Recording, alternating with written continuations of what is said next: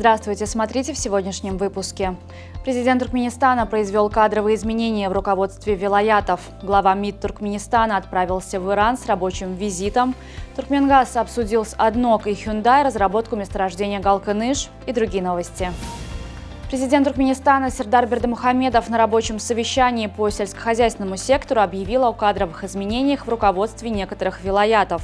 Хаким Ахалского вилаята Равшан Ходжагулыев освобожден от занимаемой должности в связи с переходом на другую работу. На его место назначен Султанмурад Султанмурадов, ранее занимавший должность хакима Дашогузского вилаята. Довлетгельды Бабаев назначен хакимом Дашогузского вилаята. До этого он возглавлял научно-исследовательский институт зерноводства Министерства сельского хозяйства Туркменистана. Хаким Либабского вилаята Шохрат Амангельдыев также освобожден от занимаемой должности в связи с переходом на другую работу.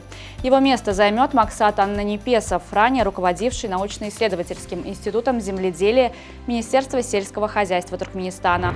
Министр иностранных дел Туркменистана Рашид Миредов прибыл в Тегеран для участия в церемонии инаугурации нового президента Ирана Масуда Пезешкиана. Церемония состоится сегодня в иранском парламенте. Визит Миредова осуществляется по распоряжению президента Туркменистана. Ранее, 26 июля, на заседании правительства глава Туркменистана подчеркнул, что Иран является одним из ближайших соседей и партнеров страны, с которым сложились дружественные и братские отношения. Важнейшим направлением международного экономического сотрудничества Туркменистана является партнерство в энергетической сфере. В этом контексте 29 июля состоялись встречи руководителей нефтегазовой отрасли Туркменистана с представителями компаний АДНОК и Hyundai. В ходе переговоров с делегацией АДНОК обсуждались вопросы реализации третьего этапа месторождения Галкыныш. Стороны рассмотрели правовые, коммерческие, инвестиционные и технические аспекты проекта, а также его связь с продвижением газопровода Туркменистан, Афганистан, Пакистан, Индия. АДНОК выразила готовность к сотрудничеству с нефтегазовыми компаниями из Казахстана. Параллельно прошли консультации с делегацией Hyundai Engineering по вопросам освоения четвертой фазы месторождения Галкыныш. Обе стороны подчеркнули важность правового обеспечения и организации работ, а также выразили готовность продолжать регулярные встречи для успешной реализации проекта. Президент Туркменистана подписал постановление об освобождении Акджемал Керимбердыевны Дурдыевой от должности председателя Национального центра профсоюзов и председателя Центрального совета Союза женщин в связи с переходом на другую работу. Согласно постановлению главы государства, новым председателем Национального центра профсоюзов и председателем Центрального совета Союза женщин избрана Огулджинет Кадурдыевна Берделиева, ранее занимавшая должность заместителя хакима Либабского вилаята по вопросам образования, культуры, здравоохранения и спорта. В Китае мужчина по фамилии Ву, даже не предполагая о возможных последствиях, прихлопнул надоедливую муху, севшую на лицо, и потерял глаз. После инцидента у Ву возникли проблемы с левым глазом, покраснение и отек. Первоначальный диагноз врачей – сезонный конъюнктивит – оказался ошибочным.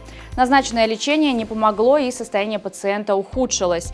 При повторном обращении в медицинское учреждение выяснилось, что мужчина убил дренажную муху на своем лице, что привело к бактериальной инфекции.